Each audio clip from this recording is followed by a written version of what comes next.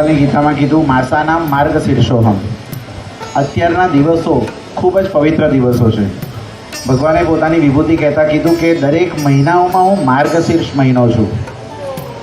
માર્ગશીર્ષ મહિનો એ ભગવાનની વિભૂતિ છે. દ્વંદ્વ સામાસિકસ્ય ચ સમાસમાં હું દ્વંદ્વ છું.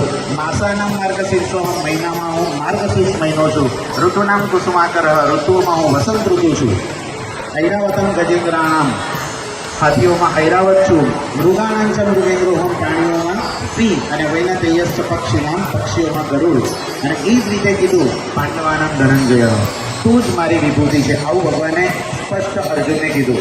મનુષ્ય સૃષ્ટિ પર આવ્યો અને એના માટે એક મેન્યુઅલ બુક એટલે શ્રીમદ ભગવદ્ ગીતા, જેમને એને કીધું દરેક પ્રશ્નોનું સમાધાન ગીતામાં છે.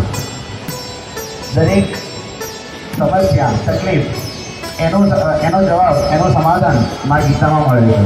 જીવનમાં મુશ્કેલી આવે, સમસ્યા આવે તો ભગવદ્ ગીતા એ આપણું માર્ગદર્શન પૂરું પાડે છે.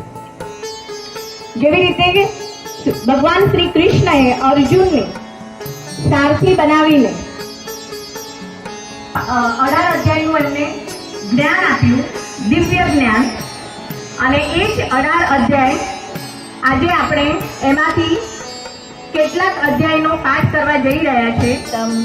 પર્યાપ્તમ ત્રિદમેતેષાં બલમ ભીમાભિરક્ષિતમ અયનેષુ ચ સર્વેષુ યથા ભાગમવસ્થિતા નાસ્યસ્ય પરમેશ્વરસ્ય શાસ્ત્રકીશાપદા ધ્રુપદો દ્રૌપદેયાસ્ય સર્વસ્ય પૃથિવીપતે વ્યસ્વસ્થિતાન દૃષ્ટ્વા ધાર્તરાષ્ટ્રાન કપિધ્વજ પ્રવૃત્તે શસ્ત્ર સંપાતે ધનુરુદ્યમ્ય પાંડવં યોद्धु કામાનવાસ્તિતં કૈમર્યા સહ યોद्धવ્યં મસ્મિન્ન સુમુદ્યમે.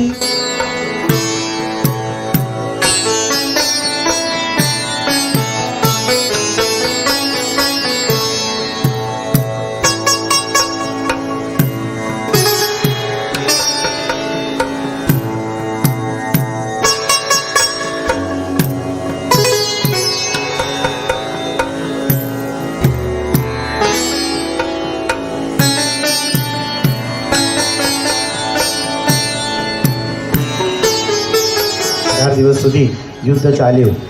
ગીતાના આ 700 શ્લોકો એમાંથી રોજ આજથી ગીતા જયંતિથી આપણે એક સંકલ્પ લઈએ કે રોજ એક શ્લોક વાંચવાનો પ્રયત્ન કરીએ, સમજવાનો પ્રયત્ન કરીએ. રોજ એક શ્લોક બોલશું તો કેટલાય વર્ષો આપણા આયુષ્યના છે એમાંથી કેટલાય વર્ષોમાં આપણને ગીતા આવડી જશે. એટલે આજના દિવસે આપણે આ એક સંકલ્પ લેવાનો દિવસ છે.